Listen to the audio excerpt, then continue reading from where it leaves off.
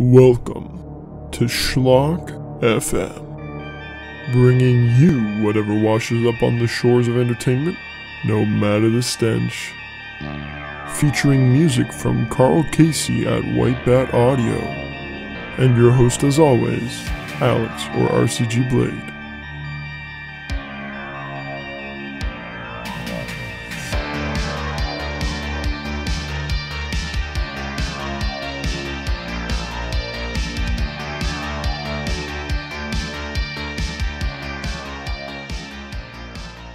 Hello everybody, it is Alex or RCG Blade like you might have just heard, and I want to welcome you all to a very, very special, very first episode of ShlockFM. Quite the mouthful, I know. So, what exactly is ShlockFM? I mean, the title doesn't sound too optimistic, but let's get into it. Now, for those of you who may not be aware, schlock is a term started in the film industry explicitly with a film titled Schlock by John Landis, and schlock has come to mean a film, usually a horror film, made of questionable quality or kind of cheaper intentions, kind of outlandish, a little more B-movie, a little more hammer horror, something not like a parody, but, you know, something not taking itself fully seriously. Low budget, poor quality, that's what you need to know. Now, I couldn't think of a better title for a podcast that I would do other than ShlockFM because A, you know, I like horror films, but also B, there's probably going to be next to no quality going into this, so I hope you're into schlock. But all of that aside, thank you all for joining me on this first episode. I'm very happy to be here. And just a little general overview of what kind of topics will be covered. We will be talking about entertainment, movies, some video games, things like that, primarily films though. If there's something worth noting in the world of video games, then we'll talk about it. So, to not waste any more of your precious time, let's get right into what matters. I've decided to start off today's episode, our very first, with something that I'm personally very excited for, which is Hulu's reboot of Hellraiser. That's right, Clive Barker's Hellraiser is getting a modern 2022 facelift, with Jamie Clayton starring as Pinhead. So a bit of a gender bend for those who might be more used to seeing somebody like Doug Bradley playing Pinhead. I'm personally excited. If I'm not mistaken, in the original novella, Pinhead might have been a female or at least more androgynous. Something I'm not too certain about, but honestly, Pinhead's sex has never mattered to me. I love the design of the Cenobites. They're all looking very good. I was happy to see the Chatterer back in the trailer. That was something I didn't know for sure if that Cenobite would be coming back, but you know, it's too iconic not to bring back, right? And I know I'm kind of gushing about the Cenobite designs here, but also I'm really down with the new Lament configuration design. I know it's not just a kind of regular puzzle box, although it seems like it can transform into a cube shape, but it looks a bit more like the Leviathan, if you remember from Hellraiser 2, the sort of demonic overlord of the Cenobites who they serve. Honestly, I'm very excited for that. That's coming out October 4th on Hulu. For those of you not in the US, myself included, I'm in Canada. That'll be on Disney Plus, I believe, under Star. So that's all well and good, and I'm really excited for that. But we've also got some re-releases coming out. You've just had the Spider-Man No Way Home, the More Fun Stuff cut, which, talk about a mouthful going back to the name of the show, but geez, that whoever approved that name needs to find a new job. I wish I could come up with better names than that and get paid as much as that person probably did. But instead, I'm here doing this, and you know what? I can't complain. Avatar also re-released recently, and it has made approximately $30.5 million now in its re-release. Not as much as I'm sure they were hoping. I mean, millions are still millions, right? Especially on something that's been done for so many years, but I'm not going to lie to you. I really don't have any interest in seeing the new Avatar film. I hardly remember the first one other than it being high definition Smurfs. I know it did a lot for visual effects back in the day, but just in terms of plot, like a film with a lot of visual effects is something we're kind of used to these days with all the Marvel shit you've seen.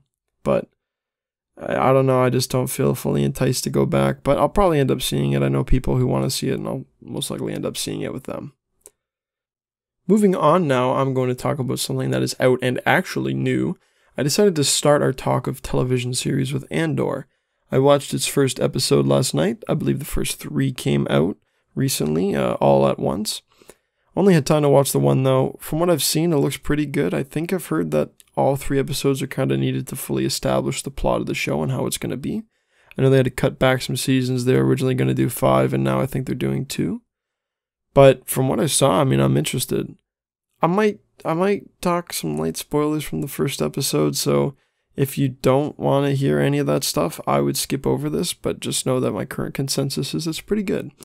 Skip to 6 minutes to avoid spoilers. Okay, so, a little bit of spoiler. I kind of like the more gritty adult stuff I'm seeing, and I don't even necessarily mean just gritty, but, you know, there's no fantastical stuff going on. Sure, Cassian's looking for his sister, but, I mean, you've also got execution-style murder. Like that, I was not expecting to see that, and I know that he's kind of played as a sort of gray area anti-hero in Rogue One. He's not very much by the books. But I'm excited to see the progression of this character who I once didn't really care about, but now, you know what, I'm actually interested in what they've got to show. Moving on, we've got House of the Dragon. I was an avid Game of Thrones fan when the show was coming out. I was heavily disappointed by the later seasons. Season 8 hit me like a semi-truck, and essentially it made the whole series kind of spoiled for me. I didn't really want to go back and watch any more of it. But lo and behold, they decided to make a prequel series, and I've got people who would like to watch it, so I've indulged. And I've watched all the episodes up until the one that's coming out tonight, the time skip episode, where we see the older actresses for both Rhaenyra and the Lady Alicent, Queen, whatever, blah, blah, blah, royal fancy titles. And actually, kind of speaking of that, that kind of gets into my problem with the show, which is, in Game of Thrones, you've got these kind of interesting conflicts all over Westeros. You've got these different subplots going on. You got this threat of the White Walkers that's immediately established in the first shot of the first episode of the first season. And this one is just kind of like, oh, I want to be king. Oh, I want to be king. And that was kind of the initial premise behind Game of Thrones, but it became so much more than that. And unfortunately, it kind of all came back to that. But this show is just rich people trying to figure out who's going to fuck who's going to do what. And frankly, it's just, I don't know, I've not been able to get hooked too well into it. I like the characters, and the performances are actually really well done. And the music is great, just like it was in Game of Thrones. Don't get me wrong.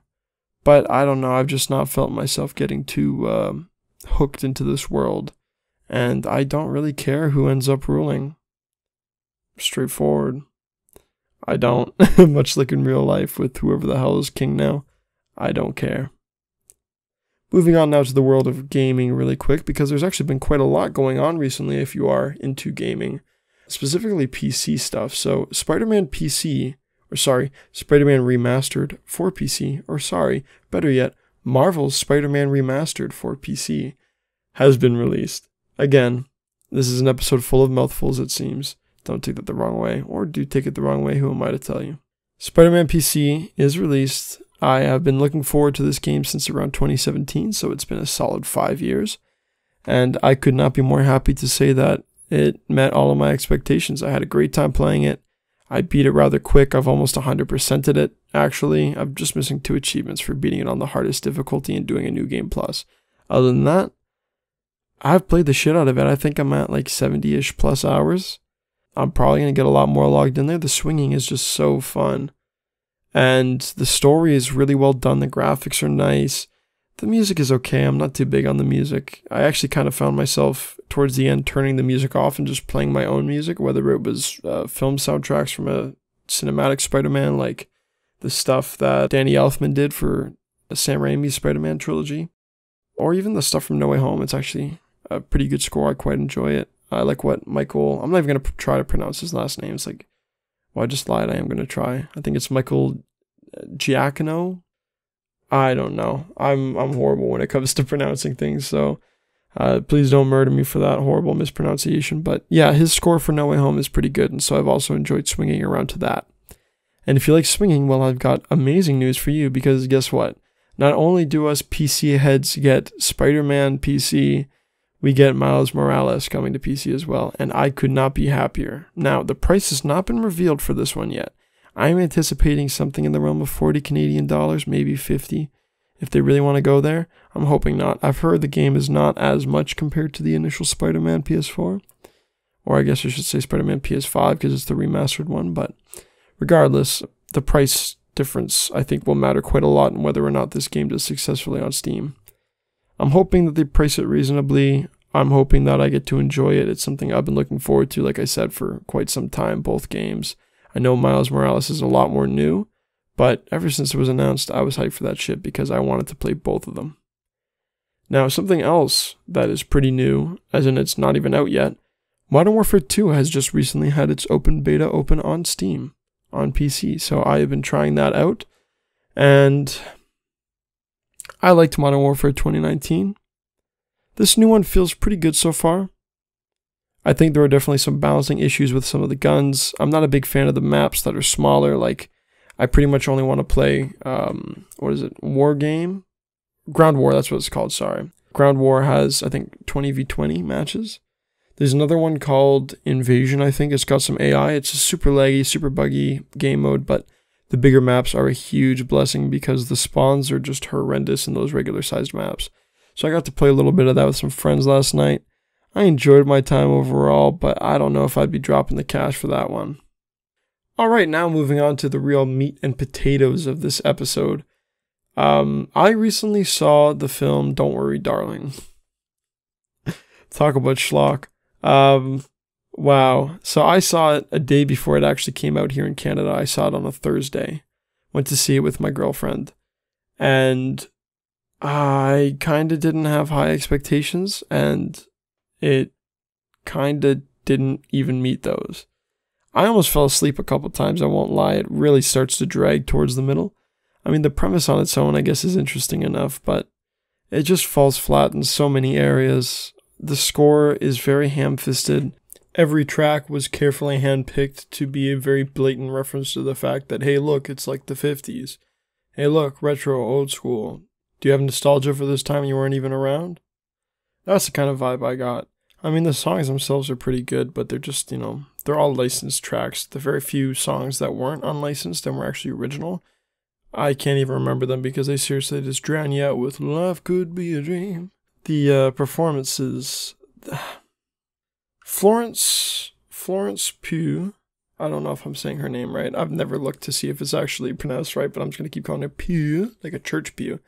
Her performance was actually really, really, really well done, so good for her.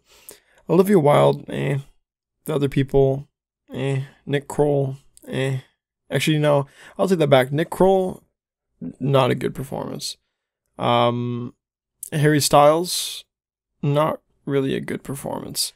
I can definitely tell, like, this guy tried. He really tried it, but in the end, it just didn't work out for me. His accent just did not fit in, and that might sound like really judgmental, picky to be judging somebody on their accent, but you've got everybody else in this kind of like 1950s suburban dreamscape, and then you got this one guy who's just like, "Alice, I gave this to you, Alice. Come on, Alice, it's the 50s. Women don't have rights." Yeah, it just kind of it's a bit jarring, especially when it's literally Harry Styles. Like, it's someone who's very recognizable and well known.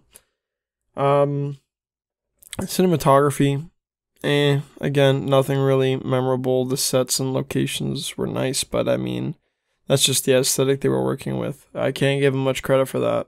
They did a good job designing it, though, I guess. Writing, not the best. I completely forgot Chris Pine was in this movie. Holy shit. Chris Pine was pretty good.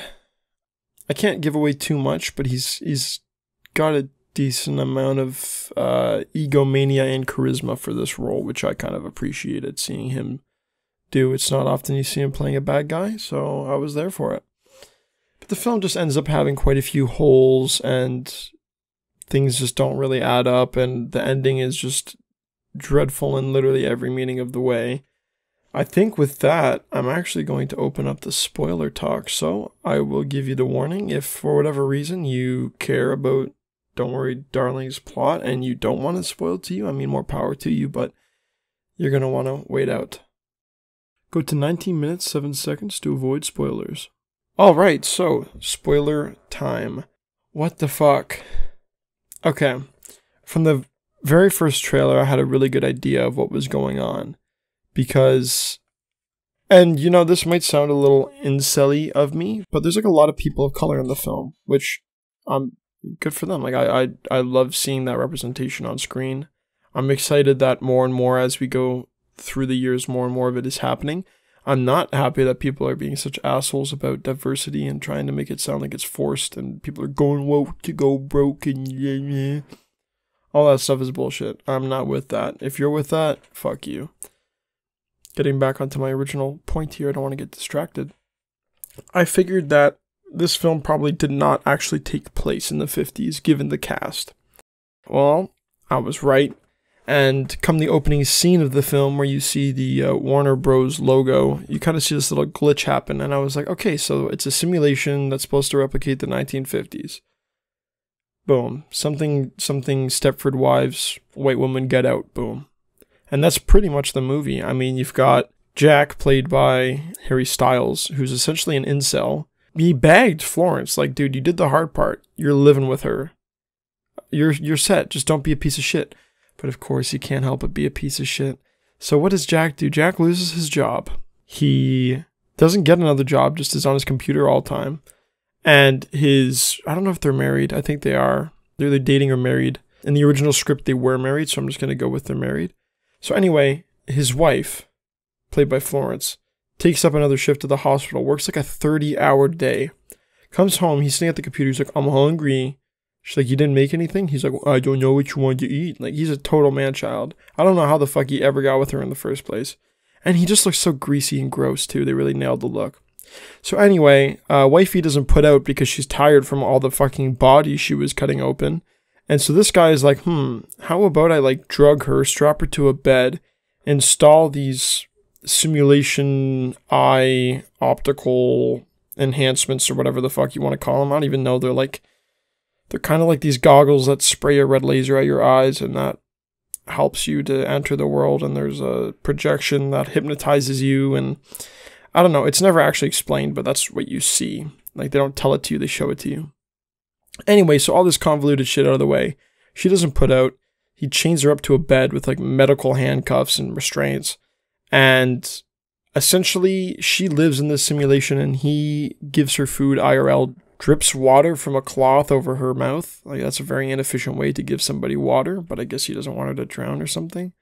It's all very weird, and the movie essentially ends with her being like, nah, I know what you did. I'm getting my memories back. Fuck you. She kills him. If you die in the simulation, you die in real life. Suddenly, all of the women in there start realizing, for whatever reason, they all just start having this wake-up call. So they're all murdering their husbands and shit. She manages to get out. She finds a portal. She gets out. She's back in the real world. You hear her breathe. Cut to the credits. Okay, but if you think about it, she was chained up in this bed. No way to get out. And the one guy who was actually literally physically caring for her is dead. So she's dead now. Like, that's it. She's gonna pee-pee and poo-poo and die of no water. Like, what the fuck kind of ending is that? And the best part is the entire theater was essentially filled with high school aged white women, so I'm sure they loved that. There was definitely a lot of fan servicey stuff in there. Jack likes a snack, if you know what I mean. The sex scenes were a little gratuitous in the sense that, like, not even like they don't see a lot, like they're restrained in that way. Sorry, they're restrained in that way. They show restraint in that way. But there's this one scene where Jack is going down on Alice, Florence's character, and there's literally like scenes where she's just looking for stuff on the table to knock over next. Like, she's just progressively knocking over this entire dinner she made, like 1950s big style dinner. That was really interesting to watch. Overall, I didn't really enjoy this one. I can't even really recommend it. Like, it's not even so bad it's good. It's just like so predictable. Like, you know what's going to happen. It does nothing new. I wouldn't say it's worth seeing. But I will give a film recommendation, and this is hopefully something I will be doing with every episode of this podcast. I'd like to end you... Oh shit, that sounded really aggressive. No, I don't want to end you, but I'd like to end this episode with a recommendation for you.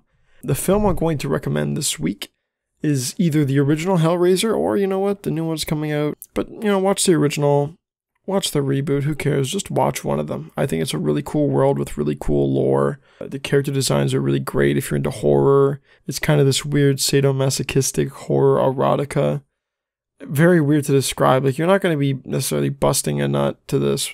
I mean, if you want to, go ahead. If you want to challenge yourself, sure. Do the Butterball challenge. But I don't know. It's just that I really like the way Clive Barker writes a story. I like Candyman, I like Hellraiser, and I would recommend you guys watch the original Hellraiser for sure. I'd say for the most part it holds up rather well, and it had a pretty shitty budget, so that's my recommendation. Anyway, that's going to do it for the very first ever episode of ShlockFM. Thank you all again for joining me. This one was a bit short. I'm hoping the ones in the future will maybe be a little bit longer than this, maybe the 30 to 45 minute range. That'll all depend. This was just kind of essentially a trial run to see how things go. So again, I want to thank you all for showing up. I really appreciate all the support you've given me, and I hope to give you guys much, much more to listen to. Thank you very much, and I will see you on the next episode of ShlockFM. Take care.